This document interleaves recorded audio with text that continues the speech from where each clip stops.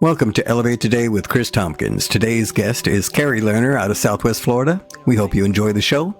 Thank you for joining us. You're in Florida and it's a different time zone. So really, and you're running for office. So thanks for giving me this time. Well, thank you for inviting me. I really appreciate it. You're welcome. You're welcome. I think your voice is really important. I think what you stand for is really important. So I'd like to begin. I started asking some questions. I think we're ready. Are you feeling good? Let's go. Let's do it. All right. I'm ready. Okay. Ask me the hard questions. Let's do it. So thank you for joining us on Elevate Today with Chris Tompkins. I'm Chris Tompkins. I'm your host. And our featured guest today is Kari Lerner. She's out of Florida, out of Southwest Florida, Cape Coral, as a matter of fact. And we're over here in Long Beach, California, airing our show. So, Kari, what I'd like to do is begin with you telling us a little bit about yourself. Well, I did grow up here in Cape Coral and moved away to New Hampshire, where I raised my family. And I served as a New Hampshire state representative in the fourth most Republican district as a Democrat. When I ran, no one gave me a snowball's chance of winning. The powers that be kind of laughed that I was running because they said, we can't, that's not a winnable district. And I won. And I was able to serve. And I'm proud of the fact that when I did serve, I co-sponsored a bill protecting children from child marriage that when I came aboard did not have legs. And I got some press for the Republicans are very angry that I won. They didn't like me, but I earned their respect. And when the bill finally hit the floor, it passed with one of the highest bipartisan votes of that entire session. And that's what we need to do. I'm done with the chaos. I think Americans have seen that chaos is not in our best interest, that we need integrity in our legislative representation. And we need people who are willing to do the work, who are there to serve their constituents and the people, to serve the people and not themselves. Okay. And, that's what you have with me. I'm 64 years old. I am not building any career. This is my hometown that I've returned to. And I see the need. I have been knocking on doors in all of the various diverse communities, financially diverse, racially diverse, and a lot of the needs are the same across the spectrum, and they're not being met. Now, Kari, tell me about, you have family in Cape Coral. You've got a husband, you've got adult children, grandchildren, and my grandson lives in Massachusetts. Okay, but your family is for the most part my here. First family is here. My parents are both still alive. They're 88. Wow. And my mother does have dementia, so I help out my dad as much as I can. That was a big motivating factor for coming home. And I have siblings here with their adult children and their children's children, and my uncle's here with his whole family. So my family it runs through the fabric of this community. Exactly. You've got a huge stake here. Mm-hmm. You care about this community. You grew up here. Do. And you were also were you a substitute teacher in Florida? No, I was a substitute teacher in New Hampshire for 9 years while my children were in school. I worked as a substitute teacher for middle school and high school men. And I did that because no one else wanted to do it. It was a regional high school, so they had 42 math teachers. So I was as busy as I wanted to be. And I really enjoyed working with students. So many students would say, oh, I'm bad at math. I can't do this, have just no confidence whatsoever. And just working with them outside the box. The teachers would be teaching something and I would say, yep. Especially in algebra, I would say, follow these steps, memorize these steps, and you're going to get the right answer. I would go home with what the kids were doing and I would just write it out. And I'd work with them in the math lab. And there were a lot of students that I helped get through Algebra 1 and 2. Just, there are a lot I mean, it's science that shows us that not all students are developmentally able to understand the abstract ideas necessary to be successful, to really successfully own algebra and understand what it means. And So let I at me least interrupt. gave them tools that they could be successful. Exactly. I want to talk about that because you understand what it takes for our society, our kids to be successful in this new age, especially with the entrance of AI coming in and all these other things that are happening in technology. Math and science is critical. And because you were a math teacher, that means evidently you got some kind of high math aptitude, maybe yourself going on there. I don't know. But because you were a math teacher, you were dealing with the kids in the middle and the high school. You understand the importance of education. Absolutely. Right. Education, and I believe that education is a national security issue. If we are to be able to compete, continue to be on the cutting edge of industry and the global economy, our students need to have a quality education. And, not every student is going to be able to excel at every topic, but we need to make sure that we're providing the tools that students can be successful, that we're providing the individualization necessary, which is really hard to do when you have 30 and 40 students in a class. It's very difficult to provide the support that a lot of students need. And that's why it's important to have math labs and where students can go and say, hey, I'm just not getting it, and have knowledgeable individuals there. Lots of times students would volunteer in the math lab and students would come in and they would help other students with their homework and being able to speak their language with them. And the students that were helping would get credited for that, Nice. because at the end of the day, everyone wants to be recognized and wants to, we can't expect our students. We can't take it to the level though where we expect the students to be teaching other students either. I mean, they can help, but at the end of the day, you need adults to be in there and to be engaged and encouraging students, because 9 times out of 10, when you have a student who says, oh, I'm just no good at this, they might be. Right. They just haven't been given the proper tools. Right. So, and I think that translates really well to everything that we do. There's this whole discussion about the government, states' rights versus federalization of a lot of things. And at the end of the day, it is my belief that there is an umbrella of rights and protections that as an American citizen, you should be entitled to no matter what state you live in. I think that we need protections for our LGBTQ plus community. Okay. We need protections for women. Okay, I'll stop.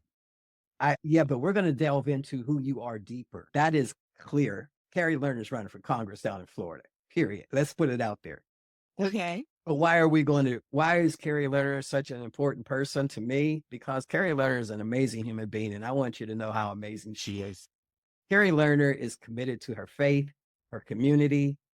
She's been a realtor for 37 years down there, not only in Florida, but in 3 states. What is it? New Hampshire, Massachusetts, and Florida. So you're national on and regional, with real estate. So you have built up the Cape Coral in the Southwest Florida market and participated in its growth and its continued growth that's happening now. And you do it in a very significant way because I know you and I know how you do things, Kari, and you're very good at it. I want everyone to know who Kari Lerner is. Well, I did graduate summa cum laude with a degree in business administration. Well, there you go. That's why okay, here we go. So let's talk. I want to move to, seems strange, but it isn't. You made costumes for school plays. I did. See a need and fill it. My daughter it was the music band, which is a fun play to do in this was in middle school, and it was a very small local school, and they had kids. It was a K-8 school, and they had kids of all ages involved in the plays every year. And I made 80 costumes. It was so much fun. The period pieces I sent away and got patterns that were appropriate for the period of the play. And I just had a great time. I spent an entire week where dawn to dusk, I was just sewing, making costumes, and then I fitted them with the kids, and then came back and did all the stuff. And to see those students, they were just, the costumes made such a difference in how seriously they took the play. They just felt so. The Piccadilly ladies, especially, which was the fanciest part. I know, pick a little, talk a little, pick a little, talk a little, cheap, cheap, cheap, talk a lot, pick a little. It was all the matrons of the village, and so I got to go crazy with lace and fabrics and stuff. It was fun. I had a good time with it, and they still have those costumes today. To use in other productions. And you recognize the importance of the arts. Absolutely. Talk about that a little. Absolutely. The arts make life worth living. Yeah. Talk about that. And the arts are one of the things that separate us, from sustenance living, quite honestly. I mean, even in sustenance living, look how important the arts were to BC individuals. You see cave paintings.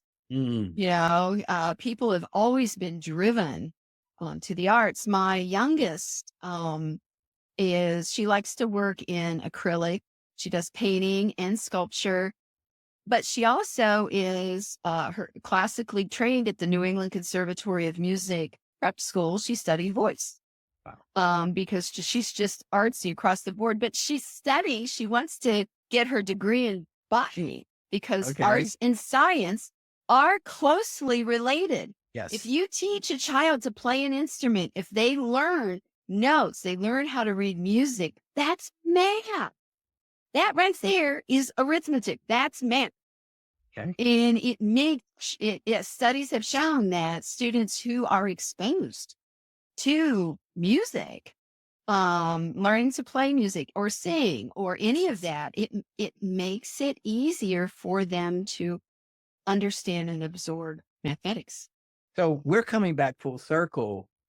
The importance in education, not only is it the math and sciences, but it's also the arts.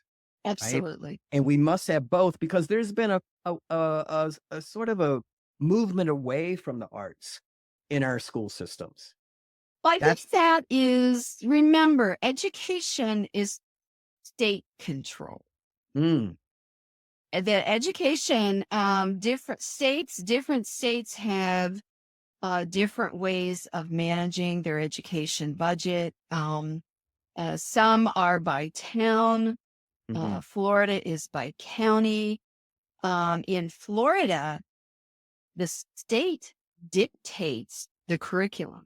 Teachers, school board, superintendents have very little say on the curriculum that is implemented. They are given the curriculum. They're told, you will teach this on this day, and this is how you will teach it.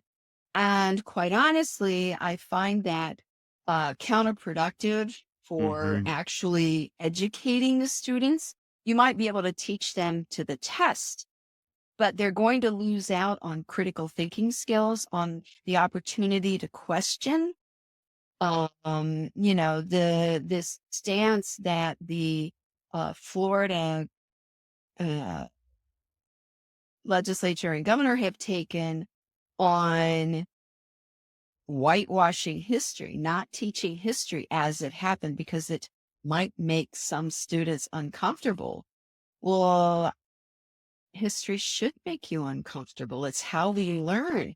How do you not prevent the atrocities of the past if you don't talk about them and acknowledge what happened? Human history is ups and downs, great leaps of science and technology and art separated by very, very dark periods. Right. And so in order to, um, in order to lay a solid foundation for our students, they need to be aware of both and be aware that their choices have consequences. Right. And that's why I think that education is a national security issue. When you have other countries who are teaching history as it happens, there are other countries that teach propaganda.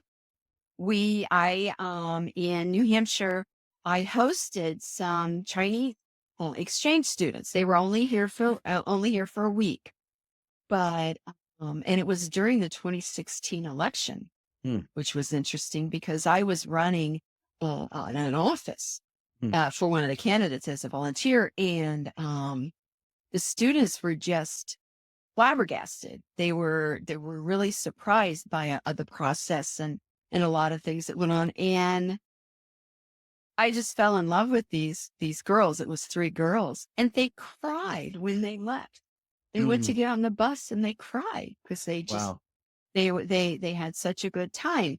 I've not been able to keep in touch with them because, the situation with getting mail to and from China is not the best. So Yeah. I often wonder where those girls are now because they were sophomores in high school. Ah. They're adults now. And I wonder, did they survive the pandemic? That's Um, interesting. What is happening with their families? But anyway, I digress. That's okay, because we're going to move into what I would like to go is into all of your public service. You've touched on so much of it, even though I've tried to stop you because I wanted to stay focused on, you've done so much as a mom, a community member, a person that just cares about their community, where they live and how it operates. And I wanted to just really, I want you to talk about, if you don't mind, before we move into public service, let's talk about community service. How important is your community to you? Well, I think that at this time of my life, now that my children are raised, there was a time my first marriage fell apart, and I was a single mom for 8 years. And 6.5 of those years I spent here in Cape Coral. I worked 3 jobs while I was going to school, and it was all I could do to get through the day. I didn't have time to be thinking about on a higher level. I was thinking about the next few minutes and, getting through this job so that I could pick up my child and make sure I had daycare, because sometimes my parents would help out and sometimes they wouldn't. And so, in juggling all of this. So now that that I have the time, well, my husband has a good job. I've been fortunate with my real estate business that we've been able to supplement, but we primarily rely on my husband's income. And we both believe that it's important that we make a difference because we believe any individual can make a difference. You can make that decision, make that choice to say, okay, this part of my community is important to me. My husband's degree is in technical theatrical arts. So he likes getting involved with plays. He does sound, he does lights. When my youngest studied at a serious ballet school. It was an RAD school. And they would put on a semi-professional Nutcracker every year where we would have guest artists from the American Ballet Theater out of New York. She would bring guest artists from England, from South Africa, from Chile. She always had an orchestra. So the students would learn to dance, even the littlest students. Mary was, I want to say she was 4, the first Nutcracker that she was in. And, they progressed. They knew like what role they were hoping to get next year. I think the last year she did it because she didn't want to go on point. So that ended her ballet career. But she was a Polly Chanel, which was one of her favorite. But one year she was the little mouse. I don't know how familiar you are with the Nutcracker, but the little mouse that they run around and, that gets stabbed and they take the stretcher and run them off. Mary did that one year, but Alan did the lights. And so we've done this. Most of what we do, my husband is very supportive. We do as a family. Our family unit is very, I think it's important to support each other, even when you don't necessarily agree. I'm very proud of my two oldest children. My oldest is a neonatal nurse practitioner at Boston Children's Hospital. Okay. She saves lives for a living. Her husband, my son-in-law, is an associate editor at the Boston Business Journal.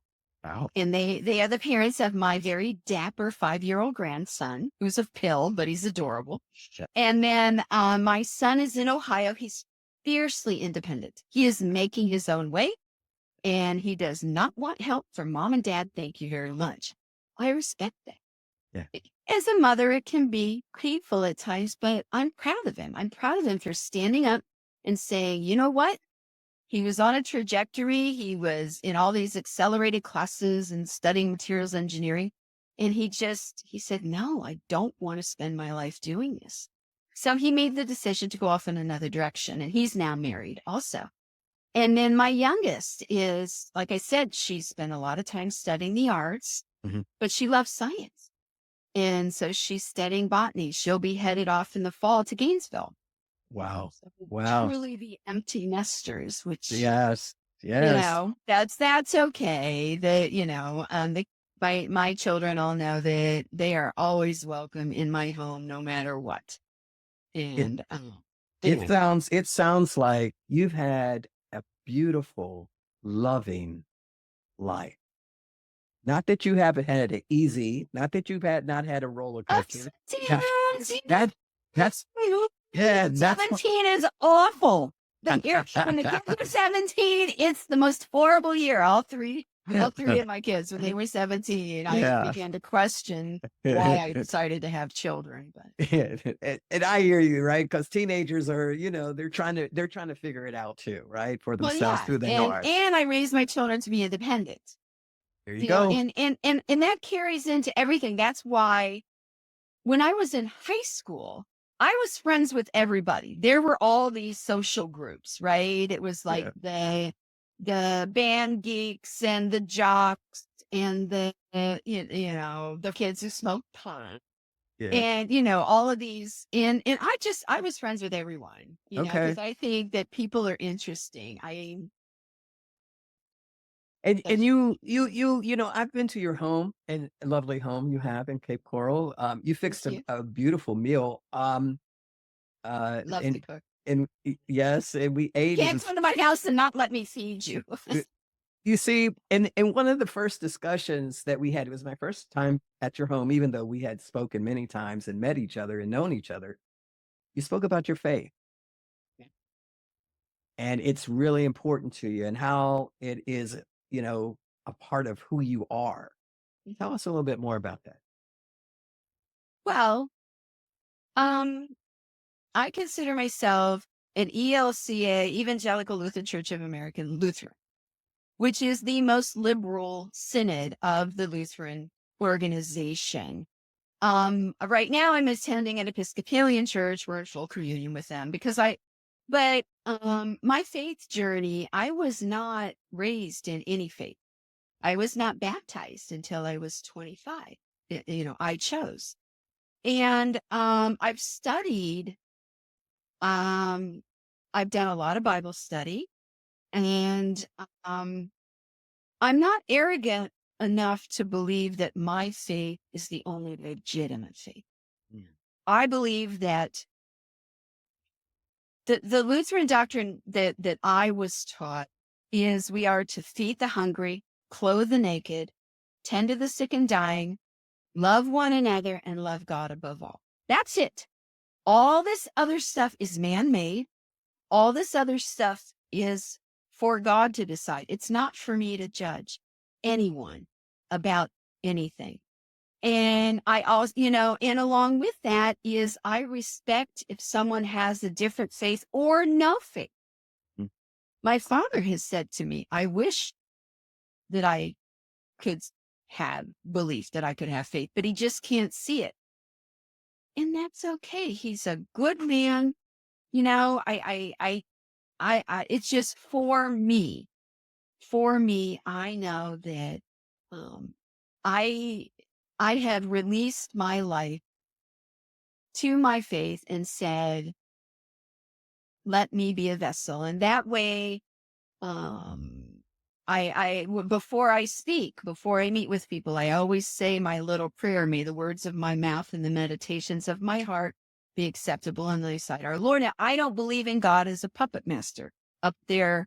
Oh, terrible things happen because God made them happen. I don't happen to believe that. That's not my faith.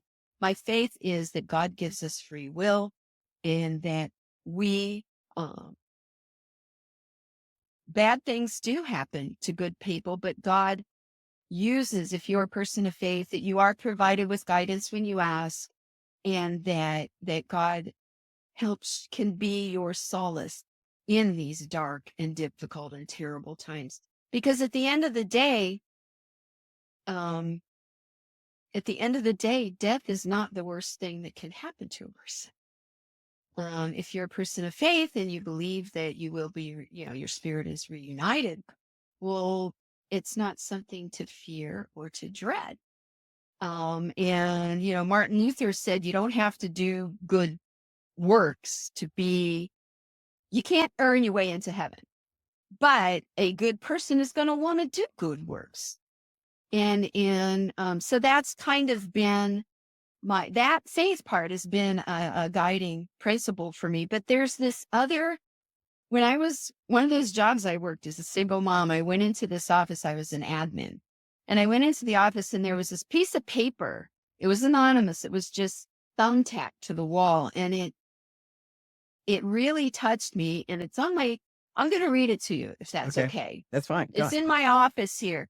And it says, press on. Nothing in the world can take the place of persistence. Talent will not. Nothing is more common than unsuccessful men with talent. Genius will not. Unrewarded genius is almost a proverb.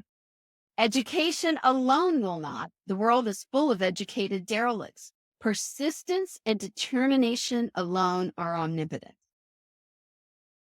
And I think that combined with my belief that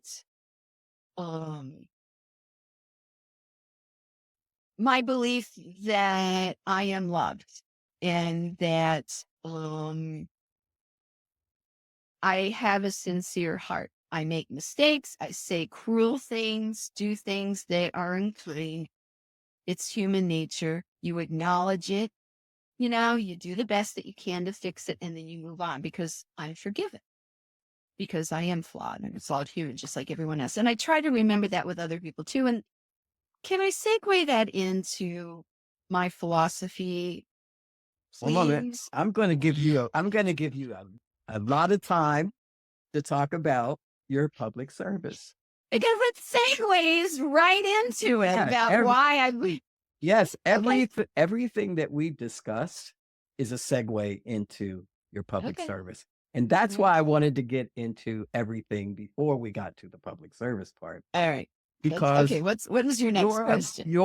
The way you view education, the way you view how important it is for our economy, for our society, for our participation in the world economy, as a matter of fact, the way you our national security.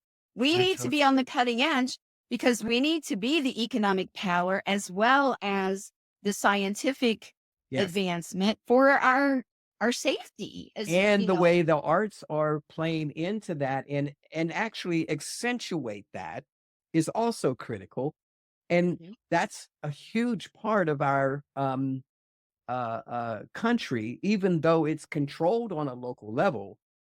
There's always something that the federal level can offer to the local level to grab onto to improve if they don't have the budget on the local level to do so. And I'm throwing this out here for a reason. Okay. Right? because you're running for office for Congress. Yes, U.S. That's a U.S. House of federal, Representatives. right, in the House of Representatives in the area of Lee County, Cape Coral, Fort Myers, Naples, portions of it, right? Is that right? And Cape Coral to Marco Island.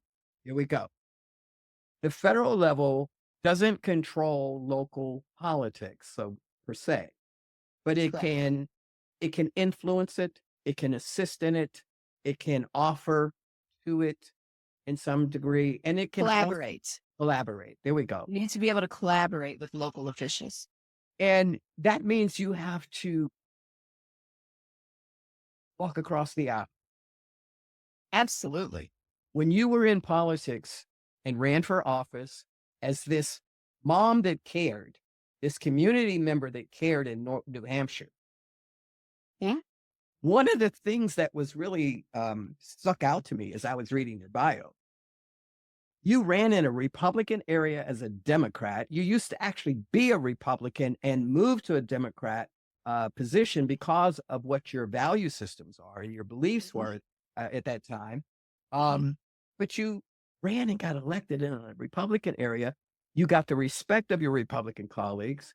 You operated not for party, but for people. Yes. That hasn't changed. So now you're running for Congress. Do not discuss your opponent or anything about your opponent. I want you to talk about you. I don't want to hear your platform that everyone gets to hear when you're on stage at an event. I want you to really delve But it's real. If I No. was inauthentic, that would No, be relevant. That's not what I mean. I just don't want the speech. I want an in-depth conversation on why you're running for office. Okay. Go ahead. Okay. Now it's your turn. Tell me in All depth, right. why are you really running for office, Kari? Why is it important for you to win? I'm really running for office because I mean, when I moved home in 2019, the plan was to just really jump into the real estate and enjoy my time here. We're into boating. My husband was a sailor. He not a Navy sailor, but he was living on a 36-foot ketch in Annapolis Harbor when I met him. He just loves to sail. And there was, the sailing season is this long in New Hampshire. So he stuck it out in New Hampshire with me for 20 some years. So that was a big part of the move as well. And I got here and I saw the water. The Caloosahatchee River is a waterway. It's part of the intercoastal that goes from the East Coast. You come into Port St. Lucie, which goes into Lake Okeechobee, and then water goes from there out to, through the Caloosahatchee, and it used to flow south into the Everglades. But U.S. sugar and agricultural concerns, well, first thing they did was when they built Alligator Alley, that stopped a lot of the flow. And Alligator Alley is a freeway for those who are. It is the highway that goes from the East Coast to the West Coast. It goes across the Everglades. It's about 2 hours from Naples to Miami, straight across the state. And there's nothing but Everglades there. There is a reservation there. You can stop. But if you have to go to the bathroom, you better hit that station because it's going to be a long shot across the state. But anyway, so I guess this is getting kind of in depth, but the Caloosahatchee River, they control. Lake Okeechobee is a shallow lake that is surrounded by agricultural land. And these huge mega ag companies, these ag corporations, have controlled the water around there. They've basically controlled, through the Army Corps of Engineers, they've controlled all the projects. Port St. Lucie, on the other side, on the East Coast side, they don't want any of the water from Lake Okeechobee. It's Lake Okeechobee this time of year is full of toxic algae. It's full of way too many nutrients. It's, and they control the level. The lake will rise. This is the rainy season in Florida. And we're getting towards the end, but it's still the rainy season. And the lake will rise to a certain level. and then they release water. Now, the reason they hold water in there is during the dry season, the agriculture, they want to be able to use that water to irrigate their fields. Right. Because the thought is, well, why not just let nature take its course? And wouldn't that be better? It would naturally flush out. The grasses would grow back. The water could flow into the Everglades. Well, the Everglades, they don't want the water as it is because it's so overfilled with agriculture waste, with too many nutrients, too much fertilizer, too much animal waste. And so it would be toxic to the native plants, the sawgrasses and whatever that are in the Everglades. So it rises, and during the Caloosahatchee River needs some of that fresh water to maintain the salinity level. If the salinity gets too high on through the Caloosahatchee River, then we're going to lose a lot of the grasses and whatever that way. But what's happened is they overcompensate. So there's nothing coming out, and the water rises and it rises, and you have these certain types of grasses and whatever that grow.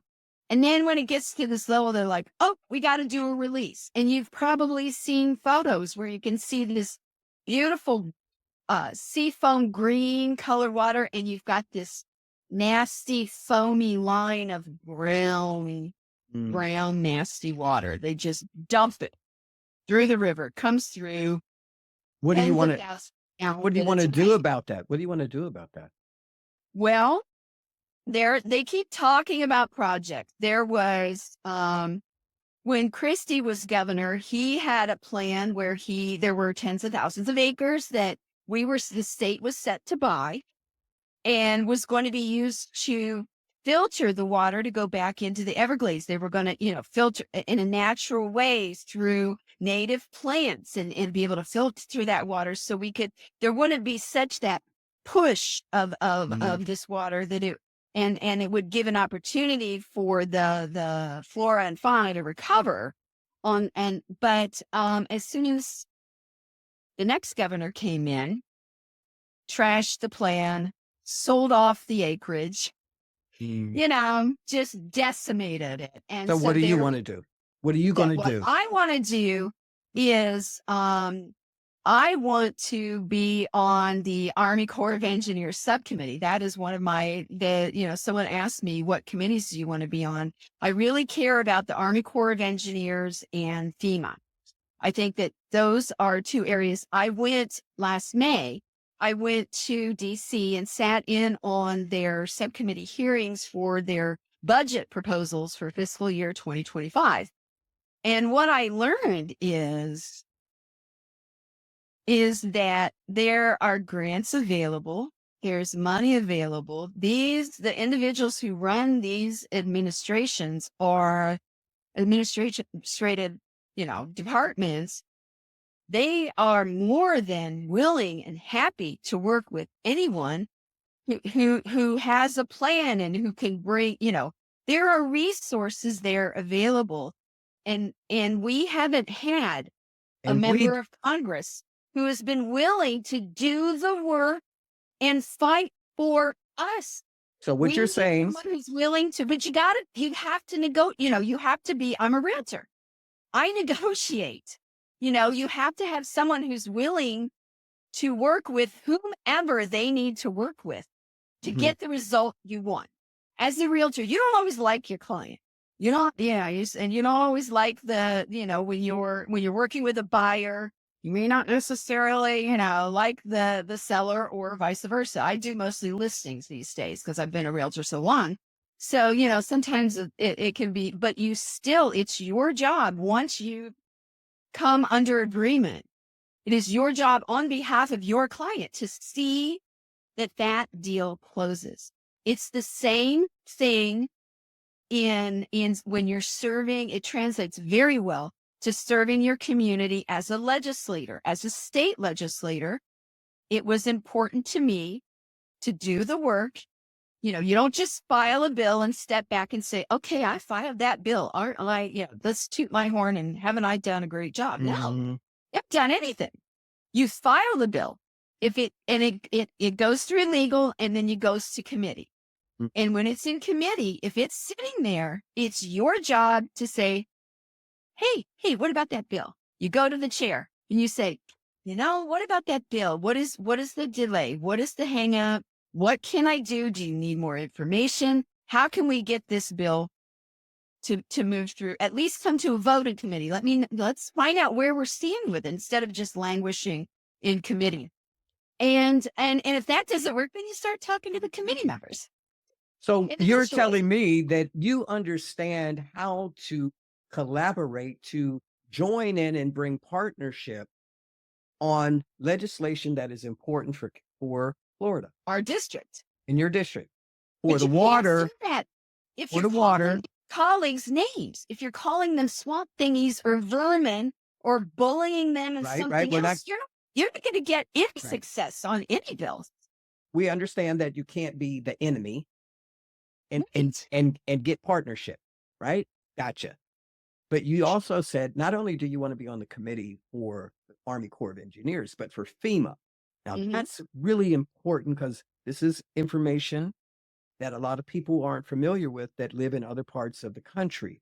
Why is FEMA so important for you to be on that? Well, see, it's important actually, not just, um, it's emergency management. It's not just about responding to immediate emergencies, although that is a main part of it. But FEMA also manages projects.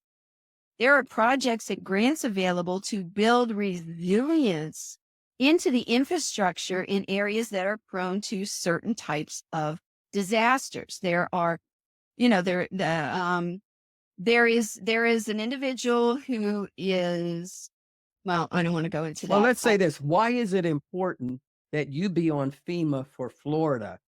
Because we know Florida has hurricanes. What's going on that makes it important for building resilience? Well, building resilience into the infrastructure not only helps with disaster preparation, but it also is going to help reduce your insurance costs, your homeowner's insurance costs, because it reduces the overall risk. There are between FEMA and infrastructure, there's money that you can build resilience into your infrastructure from tax incentives, building it into your home, building it into your business, and communities, building into the community, building some resilience into the water and sewer situation. I mean, you have to, this is it, and it's not just Florida and our hurricanes, it's California and their wildfires and earthquakes, and it's tornadoes in the Midwest. But there are things that can be done that can help mitigate that when the next storm comes around, the next tornado hits, the next earthquake comes, if you built resilience into your infrastructure. I mean, you're in California. You know that they built flexibility into those high rises so they can withstand being shaken in earthquakes. And they're not all just going to collapse the minute the earth shakes. Right. That idea is expandable. But for many communities, it's beyond the scope of their ability to manage these projects. So I'm not saying, oh, geez, there's all this money. Let's just go grab it. And, here, let's just pass out some free money. That is not what we're looking at, is to save homes, businesses, and lives. We lost a lot of lives with Hurricane Ian. Yeah, we did. Here in Southwest Florida. And so we want to make sure that that never happens again. And the federal government can be a wonderful partner with local communities, but everyone needs to be willing to do that. But I think if you come as the member of Congress, one of my first things that I'll do will be to meet with leaders in, bringing in all the stakeholders. We have a $1.1 billion grant from HUD that we were awarded in Lee County after Hurricane Ian to and what the county commissioners learned as they did a study was it needed to be $10 billion, that the $1.1 billion was a good start. But let's continue that. Let's not wait until the next disaster. I've always believed in being proactive rather than reactive. You always are going to save money. You're going to save lives. Let's do the work now. What I'm hearing from you is that because you have a history of working across the aisle, Yes. you know what it takes to get things done. You know how government operates because you've been a part of it. You've been a part of the legislative process. This is not new for you. Correct. You do not get on a box, if you will, and scream out that everybody's your enemy. Yeah. What you're doing is Doesn't you're getting on the stage and you're saying, let's figure out how we can work together because we need to get things done. And I will tell you that I do hear from people. They'll say they're skeptical. They'll say, number one, well, there's a lot of people to have to work with. Well, New Hampshire has 400 state representatives. So there's not such a big leap from that to to Congress. But there are individuals today who are in Congress and who are in the Senate, most specifically, who have spent their lives working across the aisle. Yeah. There was Senator Jane Shaheen, the senior senator from New Hampshire. I know her really well. And she was one of the architects of the immigration bill that was hammered out with Republicans. It's the most conservative immigration policy that had ever been presented. And yet she was able to get people on, just back and forth over months upon months. And she and her team, it wasn't just her, there were other senators. Mm-hmm. And they had at points. They had the numbers, they had the votes. Right. I remember that. And it was withdrawn. So for political purposes, for Right. political theater. So, but you don't give up. You say, okay, Mm-hmm. Vice President Harris said when asked about immigration, she said she wants to revive that. Okay. It is a good middle of the road. Most people don't live over here or most people are right smack dab in the middle. Most people want to be able to support their family with dignity. Most people aren't looking for handouts. They're looking for investment for a leg up. Where do we invest? Do we invest in our young people, in their education? Do we invest in our small businesses? Or do we throw money at obsolete, highly profitable industries that may be donating millions of dollars to your campaign? That's unfortunately that is kind of where some of the members of our federal legislature, that's where they are. Yeah. And I think that every time, this is not new in our history. This has happened over our history. It happened, right before the Civil War. It happened right before the stock market, the big Great Depression. It happened right before World War II again. And then it happened during the McCarthyism era. And it happened, and then it happened in the Vietnam era, where somehow our personal liberties and our rights had been eroded by money and corruption and what have you. And every single time the American people got to a point and they said, that's it. Enough.